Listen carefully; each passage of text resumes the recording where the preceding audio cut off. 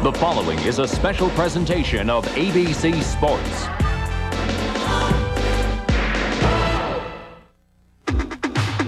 The challenge has lured man for decades.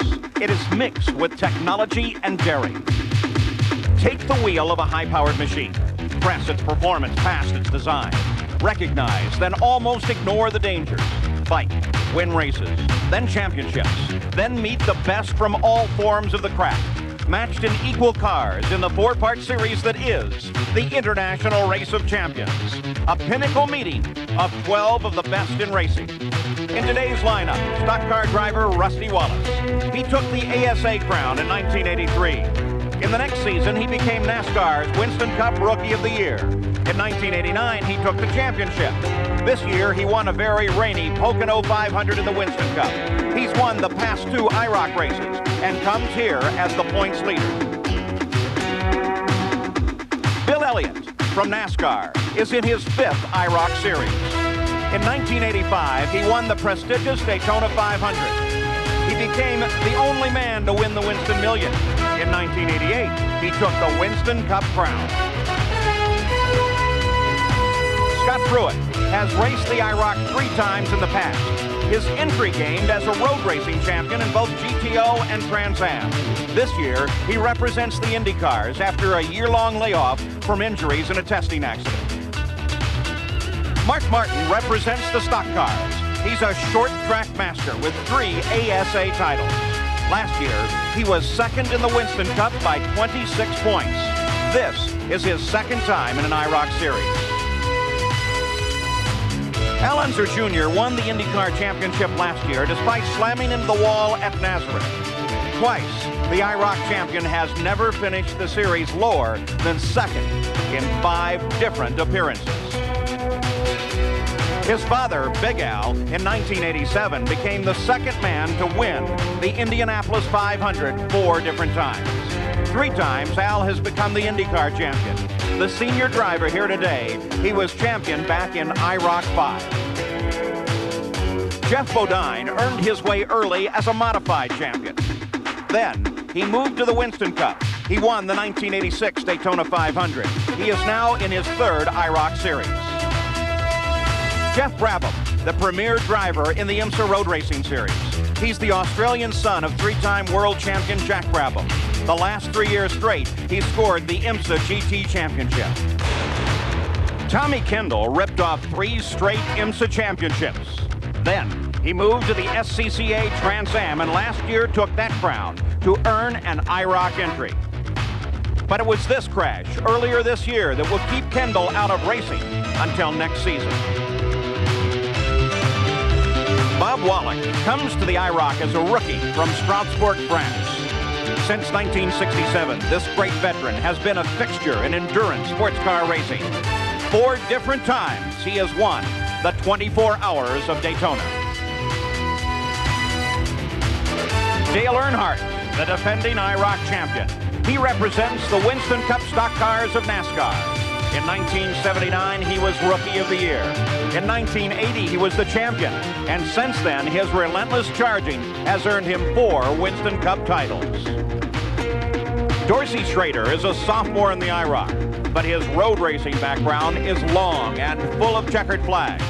In 1989, he took both Rookie of the Year and the championship in Trans Am. Last year, he was GTO champion. Dorsey was uninjured in this wild ride this year in the Talladega IROC. 12 of the best racing has to offer in equally prepared cars. It's the Dodge International Race of Champions. This final round is the only one to be run on a road circuit, and to send them on their way by telephone from his California home is injured IROC competitor Tommy Kendall. Gentlemen, start your engine.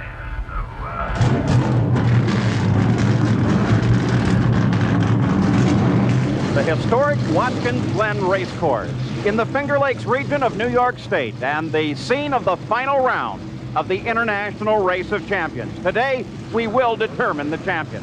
Hello and welcome to Watkins Glen. I'm Paul Page, and let's take a look at the points as we come into this fight, and it's a whale of one. There are 4 men who could win here today. Now, Mark Martin has a mathematical chance, but still a chance. The real fight is between the first 3. Rusty Wallace, Bill Elliott, and Scott Pruitt. Now, Rusty Wallace has more riding than just the championship, and it's $175,000. He has the opportunity to become the first man in IROC history to win 3 in a row. Bill Elliott, well, by his standards, he's not been having a really great season, and so a win here could really bolster his effort. And then there's Scott Pruitt, who represents the Indy cars, but most of his background is spent in cars very much like these IROC cars. Right now, Scott Pruitt, who could be the spoiler here, is with Gary Gerould. Well, Paul, spoiler is a perfect term for the man who drives this lime green Dodge Daytona number 3. Scott Pruitt, tucked in here, has had great success on this circuit in the past. A 4th, a 3rd, the last time a 2nd. What's it going to take to get number 1 today with those two guys right in front of you? Well, I figured if they just moved over, that would be just about right. Are you going to have to help move them over? Well, I wouldn't say that. I mean, these guys are tough racers, and they know what it takes. And, you know, what we've been seeing all season is some really good, close, tough racing. And you're going to see more of it today. Well, we're ready for it, and it ought to be real interesting once they get that green flag going to turn number 1. Paul? So keep an eye on IndyCar driver Scott Pruitt on the start. Now, Sam Posey, who's the favorite? Oh, it's got to be Rusty Wallace. He's been the dominant force in Winston Cup racing for the last few years here at Watkins Glen. He has won the last 2 consecutive IROC races, and he is leading the IROC championship. But Bill Elliott, who starts alongside Rusty in the front row, knows all about that, knows how tough his opponent is, and he also knows that he must beat Rusty Wallace if he, Bill Elliott, is going to win the championship. I look for it all to boil over down there in turn 1 of the first lap. Now, this is the only time in the 4-race series that they run on a road course. Bobby Unser, that means some changes to the cars. It does, Paul. In order to balance the cars out from an oval to a road course, they've had to add weight to the right side of the car, bringing the weight up to 3,650 pounds. Now, that's heavy for stopping on road circuits, so brakes is going to be the answer. The guy that takes care of his brakes is going to be the guy that's going to be able to pass when an opportunity happens. Now, the Dodge Daytonas have good brakes, but remember the weight. They'll run them hard for about 5 laps, then they'll have to take care of them for a little while. And that's where the race is going to be a big change, or the difference in it. So 11 Dodge Daytonas are set and ready to take the green flag, absent, of course, the injured Tommy Kendall. By the way, Dorsey Schrader had what they thought was an engine problem. They pulled the hood for a moment and finally got his car running right. Let's take a look at the field. The front row, Rusty Wallace, Bill Elliott. The entire field, of course, is done in order of the points they've earned. In the second row, it is Scott Pruitt in the lime car and Mark Martin in the red machine. The third row, Al Unser Jr. in that bright yellow car, and his father in the gold car. The fourth row is Jeff Bodine and Jeff Brabham. In the fifth row, Bob Woolek and Dale Earnhardt, and Dorsey Schrader starts alone in the last row. They now take a look at the final turn, and we're set and ready in the final round, the 4th race of the International Race of Champions. Onto the pit straight here at Watkins Glen. This first turn could be very decisive as the green comes out. The pink car, Wallace, takes a center line down to the first corner. Scott Pruitt closes up behind him. Elliott is pushed onto the curb on the outside. Al Unser Jr. is closing in behind Elliott. A clean start. The odds against that were about 10 to 1. The real surprise is the move by Pruitt, who has managed to get around Wallace, and Pruitt has the lead.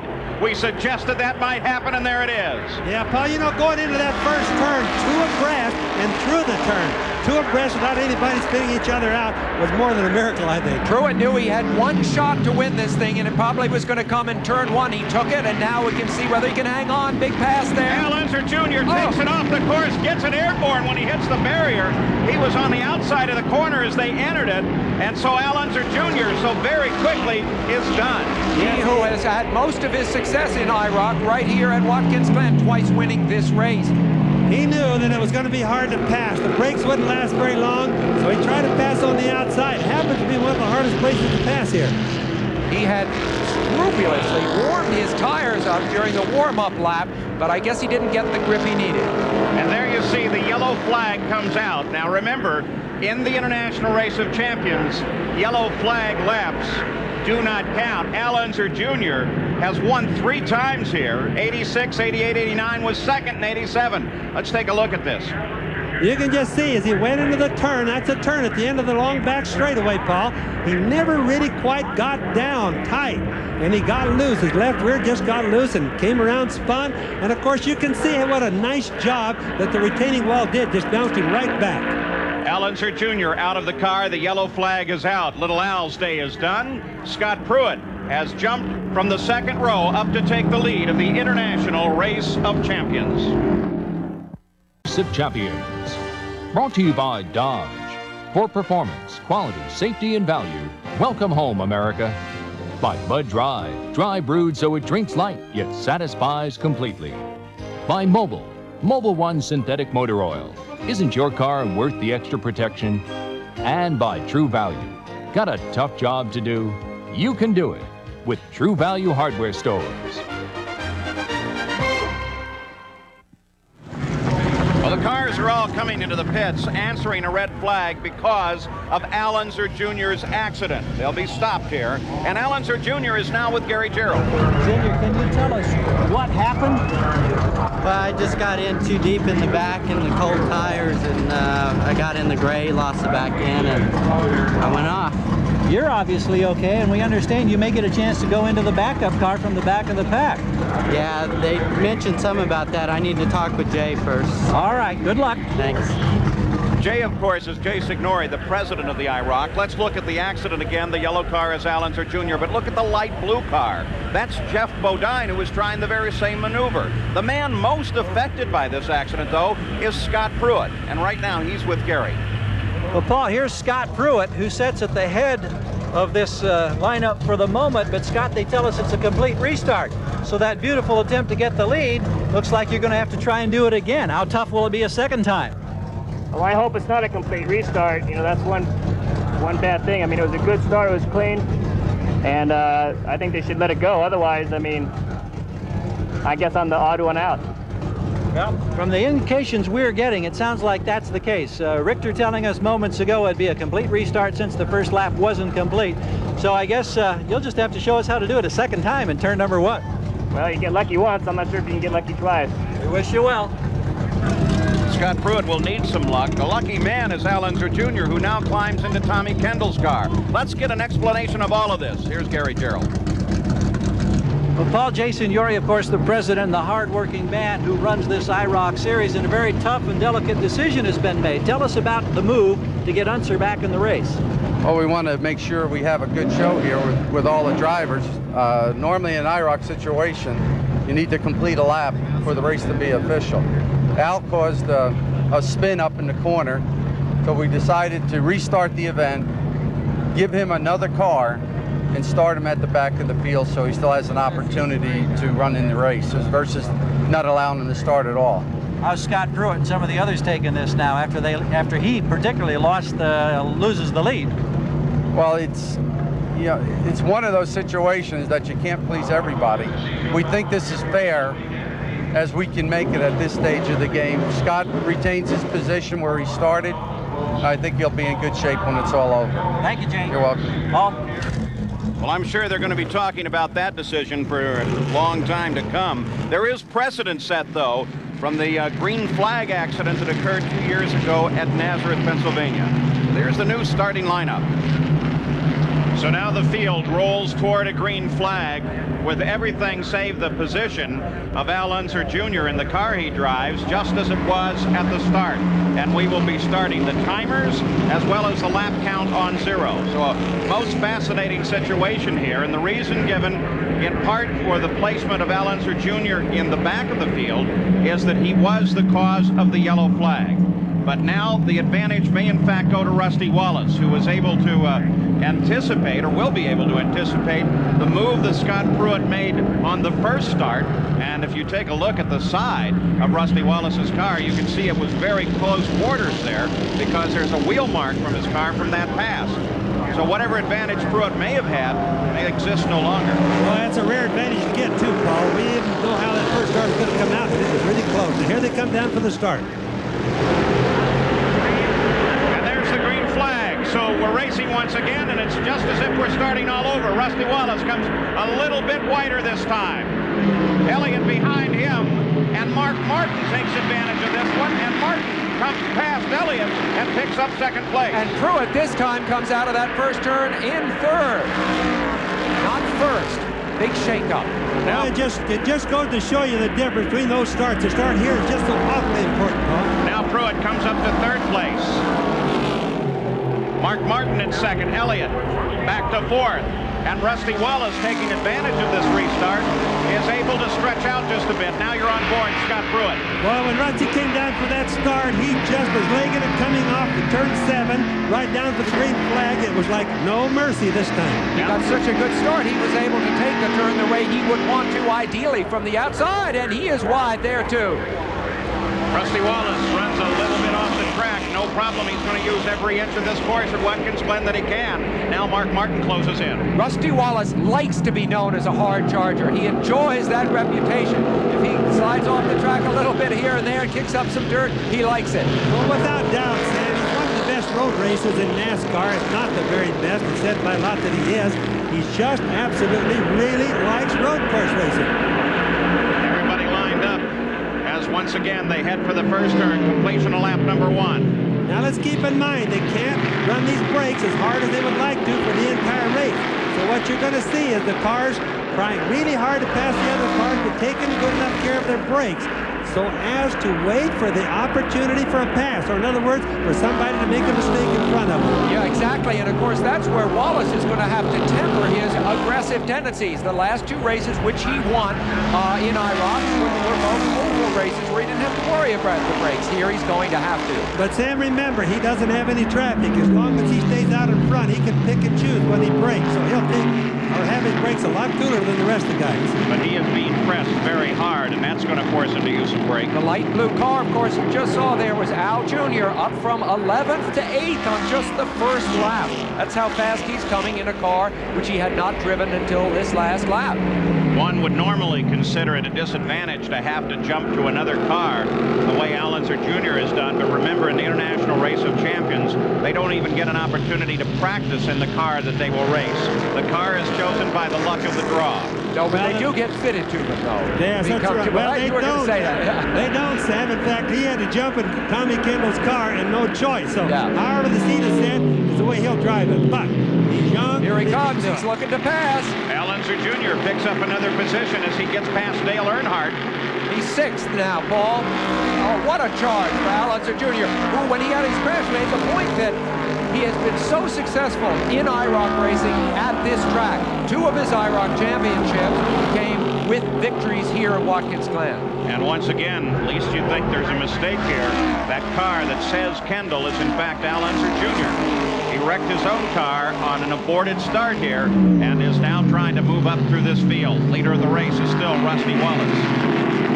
If you consider the championship situation, of course, Rusty Wallace must have a grin on his face because his closest pursuer, Bill Elliott, is back in 4th place. So Wallace leads it. Mark Martin is in 2nd. Scott Pruitt 3rd. Bill Elliott sits in 4th place. Those are the 4 contenders for the IROC Championship.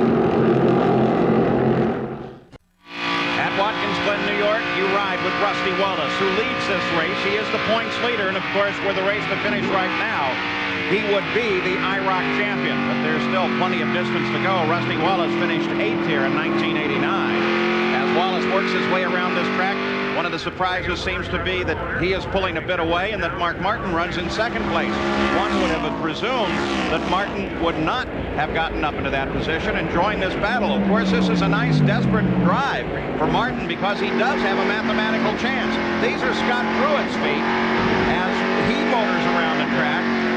And look at how he tests that brake pedal and pumps it up, gets it up to pressure. That's what you were talking about. Well, the idea is these are 3,650-pound cars that we mentioned earlier, Paul. They need to know. They're driving these cars so deep, they need to know if they're going to have brakes when they get to the turn. Scott Pruitt, as he comes down through the gears, flips the throttle. Boy, what a unique view. And boy, does he mash the throttle when he mashes it. He's going uphill through those turns there. Now you can watch as he comes through, watch his right foot. Now sometimes when he goes through the turns, he feathers it a little bit. That means the rear end is just a little bit loose on the car, and he comes up and down the throttle. Now he's on the back straightaway, and you just see it's a long, fast back straightaway, so he's wide open all the way down. Let's watch now. He's checking his brake, make sure sure he's got it. He's going into turn 5. And he downshifts, takes his foot completely away from the clutch and brake. Watch him feather that right foot as he's going through. He's only working the first 2 barrels of the carburetor, not getting into the 4 barrels right away. And then when he comes off the turn, wide open, he gets the 4 barrels in, he's gone.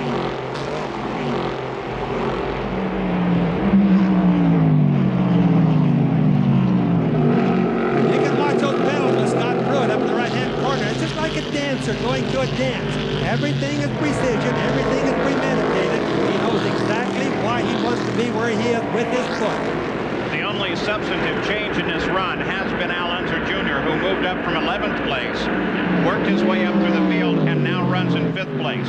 The 4 contenders for the championship, Wallace, Martin, Pruitt, and Bill Elliott, all ride together on the course. And Pruitt is now trying to work on Mark Martin. You got a good view of how Pruitt gets himself around this track. You're on board now with Dorsey Schrader, and that camera is located up on top of the car on the roof of his machine. Gives you a very unique view. Gives you a real view, Paul, of what the racing looks like. That's almost at the driver's eye height. So you can see what he's really looking at, and he can watch the guy ahead of him and kind of plan where he's going to go. Like, for example, Schrader right now, he's working the back straightaway, getting a good draft, and you can see as he runs up in the car ahead of him. There's the shutoff marker to the left. Down into turn 5, right here is where little Al lost it, went right out there into the fence. See the curves there? They can really unsettle the car, too. You can't afford to run too tight in the inside of the curves because of those substantial curves. Good opportunity to watch from the top of Dorsey's car. At the front of the field, status quo. Rusty Wallace still has the championship in hand, still being chased by Martin and Pruitt, with now 6 laps complete. This turn, number 7, is probably the most important turn on the racetrack, Paul, because it leads down this pretty fast front straightaway into the number 1 turn right here. Now, you can get a jump on the guy there and not braking going into the turn. This is one of the best places to pass. Looking back from Rusty Wallace. Now onto the fastest section of the circuit at Watkins Glen. And joining Scott Pruitt now, riding in 3rd place. Let's just ride with Scott for a second.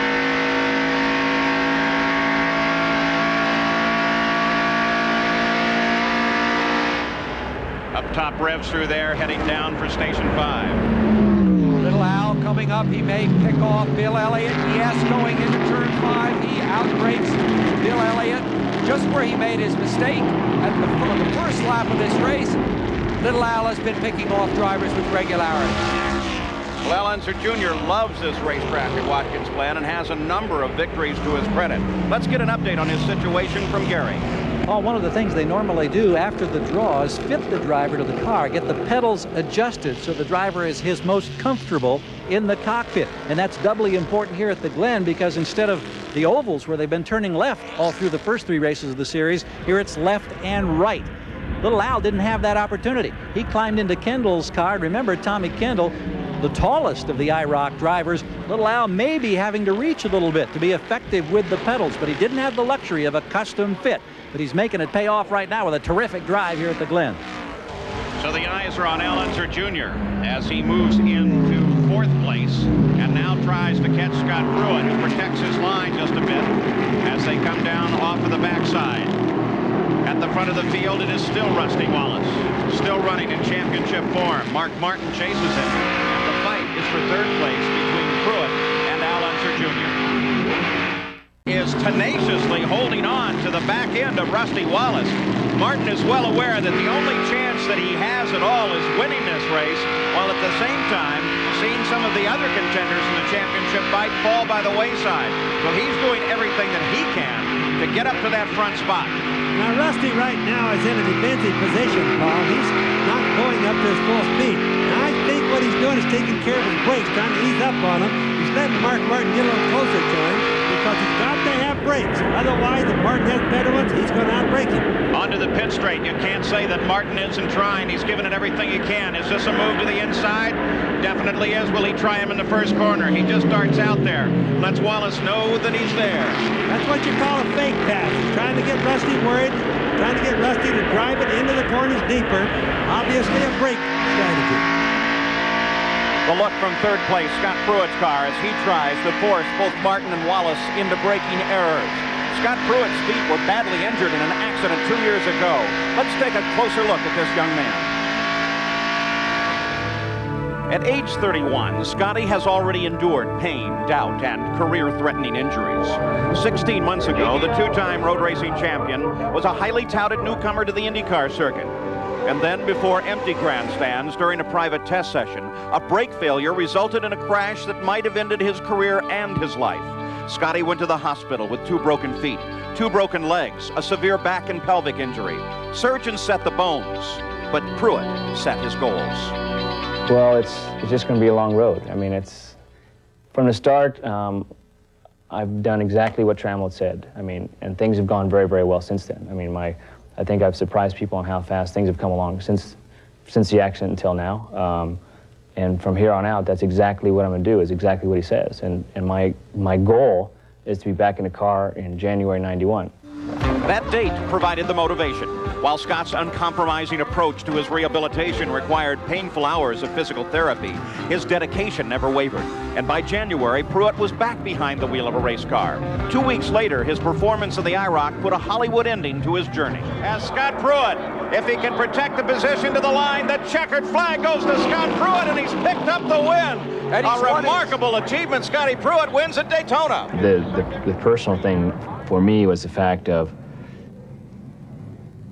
it helped me prove my worth again. It helped my confidence. It helped my feelings. You know, everything came together at that race for me personally.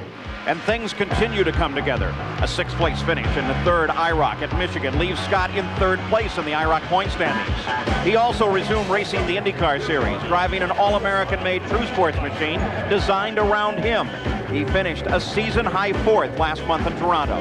Some say Scott Pruett is back with no lasting effects with his brush with death.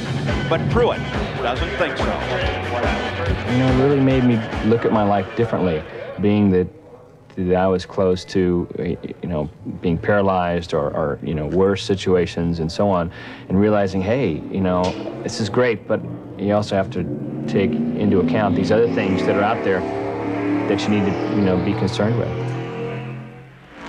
Scott Pruett, a most remarkable young man, but right now it's 2 remarkable young men. Scott Pruett being chased by Al Unser Jr. Remember, Jr. is in the car labeled as Tommy Kendall, and now Jr. closes right up behind Pruett.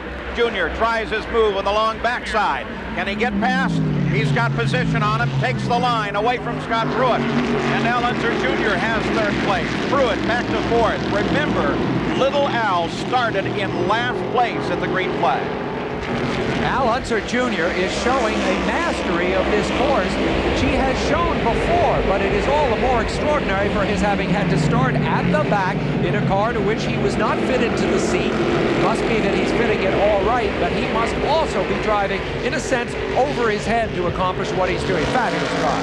Well, Sam, if you remember, every year we've ever watched Al Jr. here, he passes going into turn 5. He has a very, very good eyesight in order to be able to get into there exceptionally deep. Good depth perception. And that's where he just does most of his passing, and he always done that here at Watkins Glen. Rusty Wallace possibly on his way to an unprecedented 3 straight IROC victories and maybe even a championship. In the 4-race series for 1991, and Rusty Wallace is being challenged by both Mark Martin and Al Unser Jr. Now, all Al Unser Jr. can do is win this race. Rusty Wallace and Mark Martin are both very definitely in the championship fight, and the 3 of these cars running together have now separated somewhat from Scott Pruett, who sits back in 4th position, now with 15 laps or half of the race complete. Boy, you can watch, that's Rusty Wallace right there. Watch him when he went from 2nd to 3rd. Boy, he really drove the shift into that. Now, he really needs to stay in the lead because the guy that could beat him is right behind him for the point. And winning it, hey, that's where the big money is, Paul.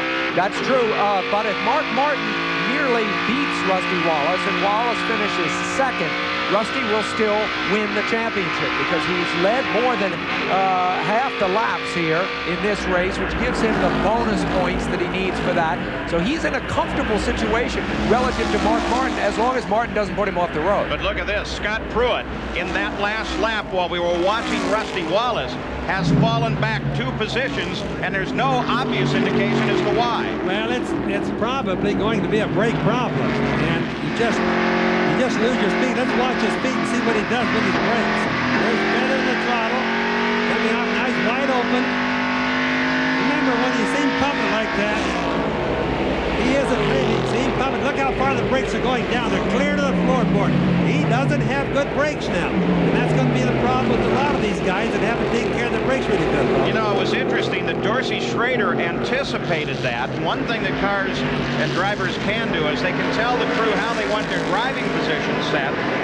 And Dorsey Schrader said, I want you to put the clutch or the throttle pedal, not the clutch, but the throttle pedal down, because I want to anticipate the brakes being way down toward the end of the race, so I'll still be able to use them both. That was smart thinking, and Dorsey Schrader right now is right behind Scott Pruitt, so the fruit of his good thinking may be about to come to bear on this situation. Most drivers are very particular about little changes that they want in a car from circuit to circuit. But there are also changes made in these IROC cars as they move from a super speedway to a road racing course. Here's Gary Gerould. Since this is the first road circuit for the IROC drivers after competing on the ovals at Daytona, Talladega, and Michigan, significant changes have been made in all of these IROC cars for their handling on the road course. You look down in the wheel wells in each corner and you can find a couple of the changes. These brakes get a tremendous workout at Watkins Glen, so special ducting, sending cool air into the brakes, has been added.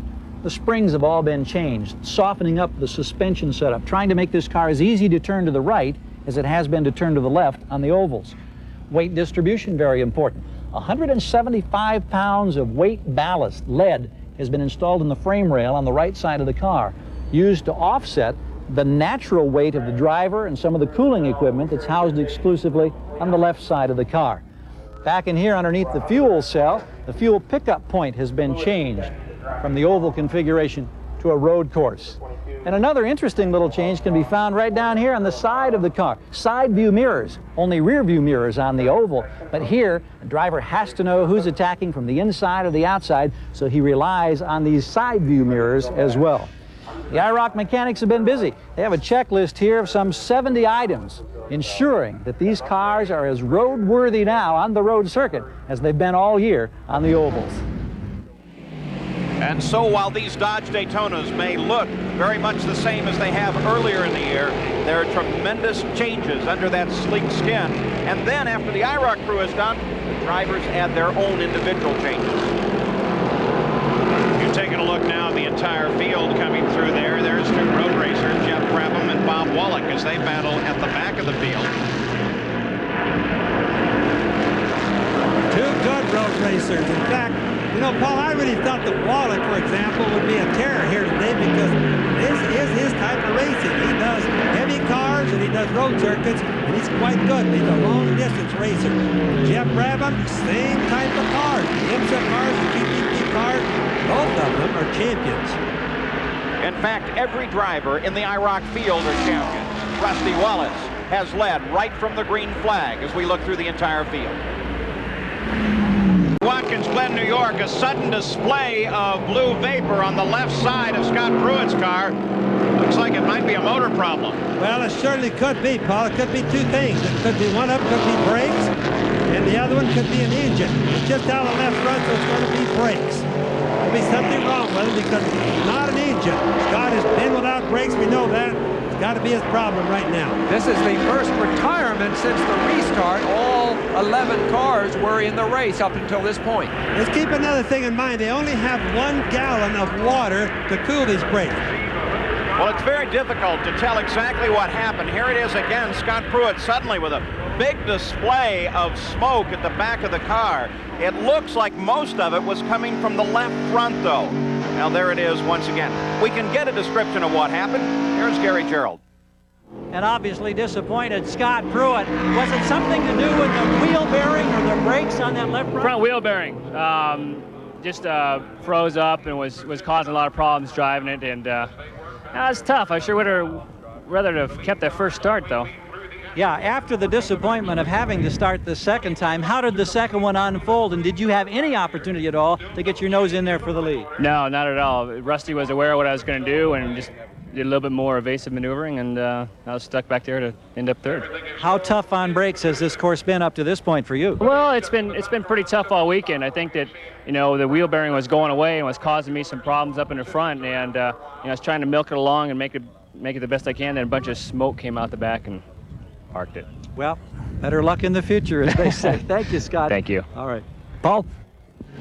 Seal let go. Rusty Wallace took a very cautious line through turn 5 just then. A little bit hard-pressed to explain that. It's the first time he has not let the car slide fully to the outside of the track. And here comes Bodine, Jeff Brabham, and look at them as they work their way around this track. Little battle at the back of the field. The fight that matters still up at the front. Jeff Brabham working on Jeff Bodine. Bodine has been slowly working his way backwards, which I've got to think. Now, Bodine is usually from this part of the country, incidentally, from New York. He's been slowly working his way backwards now. He's a good road racer, so I've got to assume he's having some brake problems also. This is that fight once again. There's Big Al with Brabham. Boy, look at Bodine as he comes right in on top of Brabham. Bob Wallach sitting behind this. I don't think Wallach's accustomed to seeing that kind of close competition. He doesn't like cars clapping together. Actually, Bodine is from Chemung, New York, which is less than a half-hour's drive from here. Jeff Brabham is from as far away around the world as you can possibly get. He's from Australia. Back at the front of the field, Mark Martin is still trying to catch Rusty Wallace. And Al Unser Jr. is closing up at the back of Mark Martin's car. We'll be back. Across the line now with just 2 laps to go. Only 2 laps separate Wallace from a championship. So if something is going to happen, Mark Martin is going to have to make it happen now. And Martin is not at the moment directly within striking distance of this car, Rusty Wallace. There's the interval. It's close, but Martin is not necessarily in contact. You know, Wallace has talked about how he likes to be known as an aggressive driver, but this race is really labeling him as a smart driver. He might have been able to pile up a bigger lead of 1 or 2 points during the race. Instead, he cooled it a little bit, kept his brakes underneath him, and now he has a little left when he needs it the most. Sam, I got to fly the flag just a little bit for Mark Martin, too. Here's a guy that isn't known to be a super road racer, and just look at him. Not made a mistake all day, been completely aggressive, and look at him. He's working hard on Rusty now. Now, if Jeff passes Rusty, won't get him the championship, and he certainly, as a professional, he wouldn't want to knock Rusty out. Look how hard he's pushing. In 1987, Jeff Bodine led all 30 laps here. Al Unser Jr. did the same thing 1 year later. In 1988, took the championship. Now Rusty Wallace looking at 3 in a row and looking at a white flag as he comes off the final corner with 1 lap to go. All of this race is now in the hands of Mark Martin. All Rusty Wallace has to do is keep it straight and safe for 1 lap, and Martin begins to close in. Look how close he is. Poulter stakes it up. Martin is pushing as hard as he can. Both of them have pulled away from Little Al. Look back there to your left. That's Little Al. That shows you in just 2 laps how far they've gone. They both saved the little race car. Mark Martin is right there. Both driving as hard as they can on the last lap. Merely finishing in second is not good enough for Martin. One big chance for Martin left now. Comes at the end of this straightaway. You see how close he is to Rusty Wallace. Rusty Wallace obviously driving with an eye in the rearview mirror. No shot there by Mark Martin. Now he has 1 more shot, maybe not as quite as good down at the end of this short straight. He's a little far back. Rusty Wallace takes a nice clean line through both corners. Really doesn't find it necessary to protect his position at all. Mark Martin closes in, but can he get close enough? Rusty Wallace now working into the final corners. Al Unser Jr. has been separated from this fight. Mark Martin as they come heading for the final corners here in Watkins Glen, New York. And Rusty Wallace is taking a look at a championship. Well, Martin did everything he could up, over, and around the curve. Rusty Wallace is there, though, and Rusty Wallace takes the checker and the championship. Rusty Wallace has won the International Race of Champions. I think Mark Martin is going to be known as the new road racing Charger. He did a super masterful job. The checkered flag flies on the 1991 IROC season as the rest of the field strings under. The most interesting race that I'm sure the decisions made here right at the start are going to be talked about for some time. Rusty Wallace has picked up the championship, and with it over $175,000. Rusty, if you can hear us, congratulations. I tell you, this really was a pleasant surprise. I really appreciate it. It was a good run. Mark Martin really ran strong all throughout the day. It was my biggest competition, it looked like. My throttle was hung the last 20 laps. I kept having to drive it, get my foot under the gas, and to slow it down. I had a real sticky throttle, but was able to overcome it. With a little bit of luck and a great deal of racing skill, Rusty Wallace has persevered to win 3 straight in the IROC and take the championship. Rusty Wallace climbs out of his Dodge Daytona as the new IROC champion. Here's Gary Gerould. He gets the cool towel. The whole story here, Rusty, had to be the second opportunity to start, because Scott Pruitt had you on that first one. What did you learn as you went to the restart? Well, I gave a little bit too much room in that start, and I didn't have the tires warm enough. The radial tire is a great tire, but you got to put a little heat into it, and I didn't put enough heat, and I got past. But the car was awful strong. I think I could have caught him and got past him. I was real surprised how strong Mark's car was. He was awful strong. Were you angry at yourself on that initial start? Yeah, I really was. I thought, I'm not going to let this happen again, because this is a big opportunity for me, and I really wanted to win IROC for a long time. Had no idea I'd win the last 3 out of 4. That's unreal. It's remarkable. But the throttle was hung the last 20 laps. I kept having to drive in, and before I wanted to brake, stick my foot underneath the throttle, get it to slow down, then brake. And every time you touch the gas to downshift, the motor revved back up, and it was a real trip driving it. The smile says he's ready for a $175,000 payday. Paul? So let's take a look at the final results of this race number 4 at Watkins Glen, New York, with Rusty Wallace scoring an unprecedented 3 straight wins with his victory here today. And that was good enough to clinch the championship, and with it, $175,000. This was the way they finished in order of standings and what they have won. As you can see, there are no losers in the International Race of Champions. And perhaps the greatest winners of all, race fans who enjoy this magnificent series. 12 equally matched cars, 12 of the best in racing as they compete on vastly different circuits. It is the International Race of Champions. This year started with a magnificent run at Daytona and carried on through to this final race of the season, where Al Unser Jr. had his problems, then climbed back in the race, but could not catch Rusty Wallace, as Rusty Wallace takes the crown and the $175,000 first prize. It's been another great year. This is Paul Page for Sam Posey, Bobby Unser, and Gary Gerould. So long from Watkins Glen, New York, and the International Race of Champions.